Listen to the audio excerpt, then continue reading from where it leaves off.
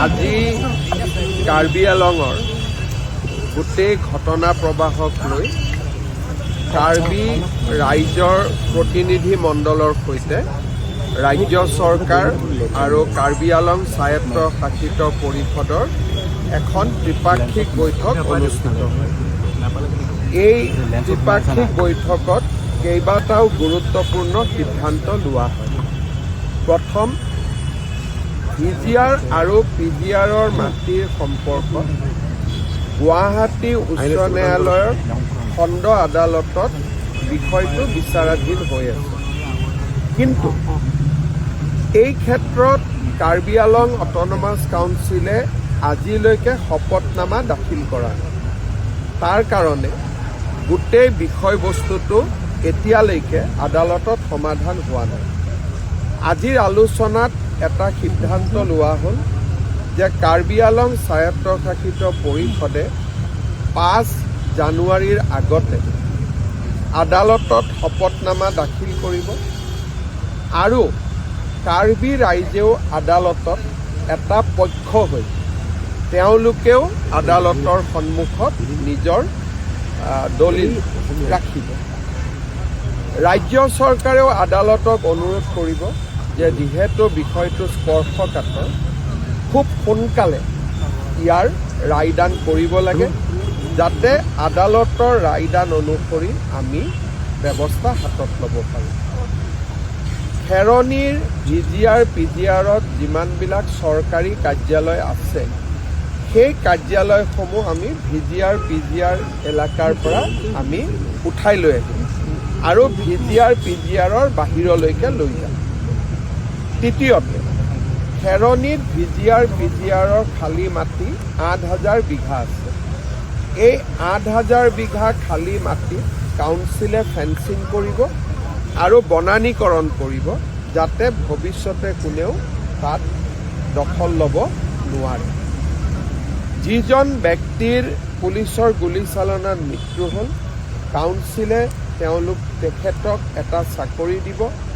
ৰাজ্য চৰকাৰে অতিৰিক্তকৈ 10 লাখ টকাৰ ক্ষতিপূৰণ দিব। ভিজিআৰ পিজিআৰ মাটিত যিমান ট্ৰেড লাইচেঞ্চ ইছ্যু হৈছে, কাউন্সিলে আটাইবোৰ ট্ৰেড লাইচেঞ্চ কেনচেল কৰিব, যাতে কোনেও তাতে ইলিগেলি ভৱিষ্যতে ট্ৰেড লাইচেঞ্চ ল'ব নোৱাৰে। ইয়াৰ উপৰিও কাৰ্বি আংলঙৰ ভিজিআৰ পিজিআৰৰ মাটিক বাদ দিও বিভিন্ন ডিপাৰ্টমেণ্টৰ মাটিও মানুহে এনক্ৰ'চ কৰি থৈছে। ইৰিগেশ্যন, ছইল কনজাৰ্ভেশ্যন ডিপাৰ্টমেণ্টৰ মাটিও এনক্ৰ'চ কৰি থৈছে। যিবিলাক ডিপাৰ্টমেণ্টৰ মাটি এনক্ৰ'চ হৈ আছে, তাতে কাউন্সিলে এভিকশ্যন আৰম্ভ কৰিব। অহা 17 জানুৱাৰী আমাৰ দ্বিতীয় লানি আলোচনা আৰম্ভ হ'ব।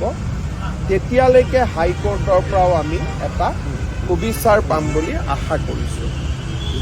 এই আলোচনাখিনিৰ উপৰিও কাৰ্বি আংলঙৰ কাউন্সিলৰ কেইবাখনো rules, conduct of election rules, land alienation rules আদি বিভিন্ন ৰুলছ ৰাজ্য চৰকাৰৰ বিচাৰাধীন হৈ আছে। এই ৰুলছ আৰু আইনবিলাকো ৰাজ্য চৰকাৰে সোনকালে অনুমোদন দিয়াৰ ব্যৱস্থা কৰিব। আজি এই গোটেইখিনি আলোচনা হ'ল, আৰু বহুখিনি কথা আলোচনা কৰিব বাকী আছে। 16 বা 17 জানুৱাৰীত আমাৰ দ্বিতীয় লানি আলোচনা আৰম্ভ হ'ব। চাওক, মই ইয়াতে তৃতীয় পক্ষ বা দ্বিতীয় পক্ষৰ কথা নকওঁ। এই গোটেই ঘটনাটোৰ লগত এইটো এনেকুৱা নহয় যে এইটো কিবা দুটা গোষ্ঠীৰ সংঘৰ্ষ। ইয়াৰ লগত বহুদিনীয়া অমীমাংসিত কিছু প্ৰশ্ন জড়িত হৈ আছিলে।